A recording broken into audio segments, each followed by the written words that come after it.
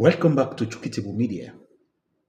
There was a bombshell dropped by Alhaji Aliko Dangote yesterday talking about the oil and gas industry and particularly about Nigerian NNPC, that is Nigerian National Petroleum Corporation Limited. Now I don't know anyway. When it wasn't limited, and when it wasn't PLC or whatever it is, we actually don't know what they are doing or what they were doing to bring out the reason why they were established in the first place.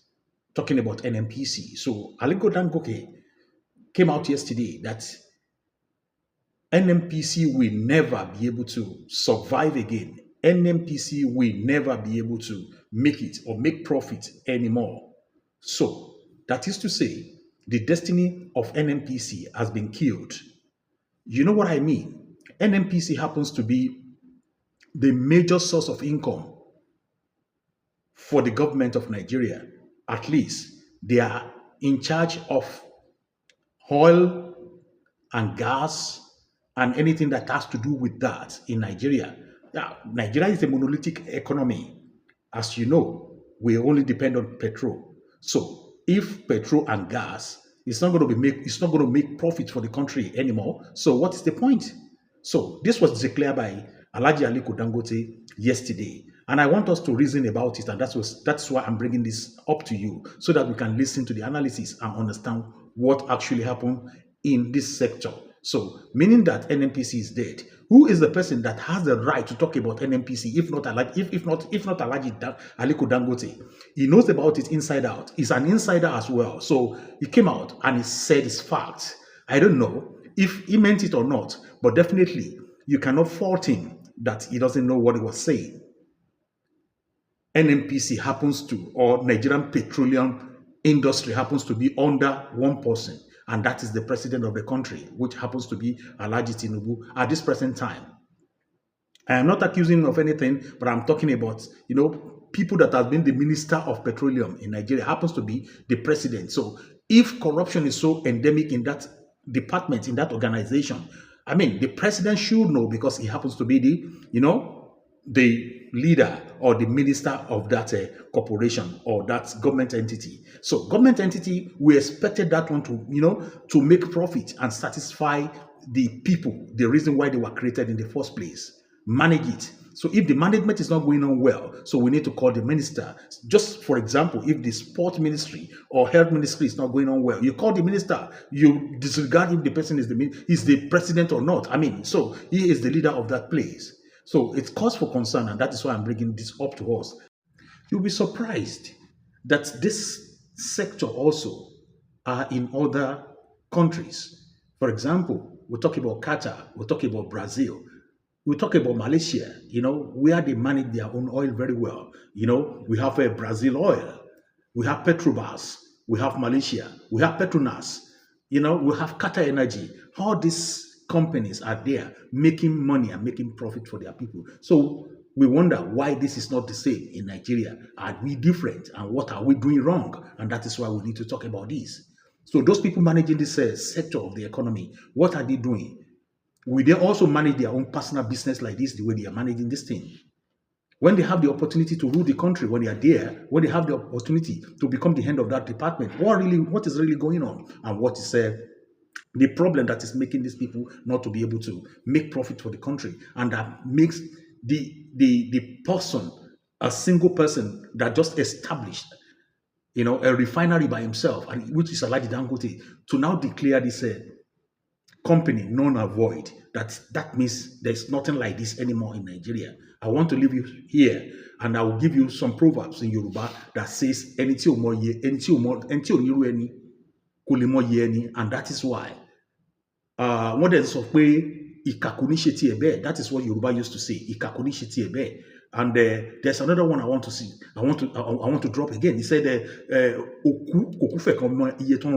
so go and find the meaning of these proverbs. And this proverb fits very well for those people that have served in this organization before, and those people that have become the minister in this organization before, and those people behind them making this impossible for them to, for them to succeed.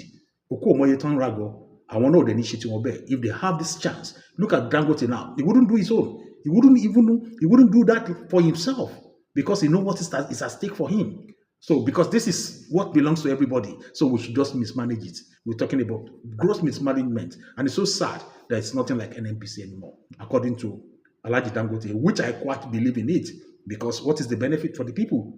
Let's listen to Jimmy Disu and his colleague, Sheriff, when they are making this analysis on their channel yesterday. Thank you very much for listening.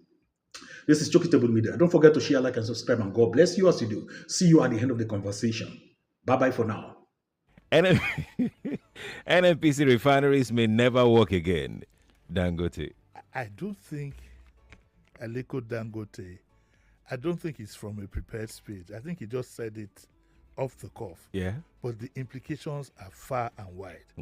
This is the story. And the story itself is embedded on page 23. If you didn't look out for it, you wouldn't see it. It says that Aliko Dangote has doubted the possibility of the state-owned Port Harcourt, Warri, and Kaduna refineries functioning again, which means that they are dead. In spite of what this government said, all the money spent, all the propaganda, the celebration, the commissioning, the flag off, and everything, the 3 refineries are dead. And what did Dangote say? And he should know because he has a refinery. Right. He says, Dangote also stated the refineries which are under the management of NNPC had gobbled up to, hold on to your chair, $18 billion.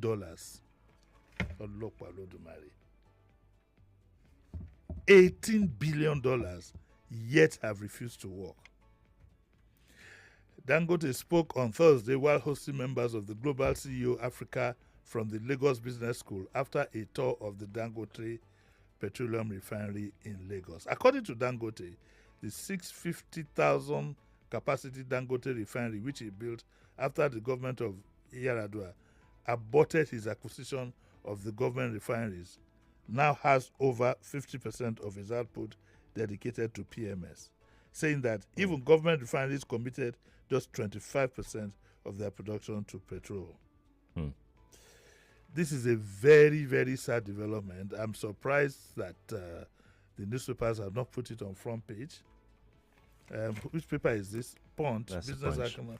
and Economy. Yeah, I think the Punch, they need to whip their editor into line. This is front page news. It's hidden on page 23. He should know.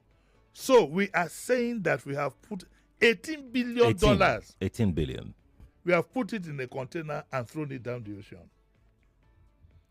Should the EFCC and whichever authorities now not be looking into where this money is? You see, okay, today's Friday. Let me expand. Let's go to the next story. But these things nauseate you, and we are so $18 billion. Do you know what that could do for any country? And I wonder why we never really wanted to let go of these refineries. And we keep saying we are doing turnover, we are doing. Or why can't we make it work? No, we can't. I think that is something that you and I know, close to about 20-something years ago, that the government cannot run any enterprise. That's why these new states that are celebrating the airlines, I just look at them and I laugh. Just give them some time. I just look at them and I laugh. So everybody is clapping. Oh, our state has a new airline. They park the plane, people go. And I look and I just laugh. Government cannot do business in this country. And isn't that scary? It's scary, but we know who we are. I don't know how, in my right mind, I will put government in charge of any enterprise, commercial enterprise. Oh, Nancy, look, what I'm supposed to be speaking English. I completely forgot. I forgot. I've even forgotten. I didn't even hear that. Look at a whooping $18 billion. 2 years must not hear this one. $18 billion. Yeah. So where's the money? Over time, government after government. And mind you, we borrowed most of these monies. Yes, now. I think I should. Somebody should snap this and take it to Obi. Let's hear what he might have to say about this. No, it's disheartening. It's disheartening. Thank you for watching. If you're new to this channel, consider subscribing so you won't miss out any of our latest video.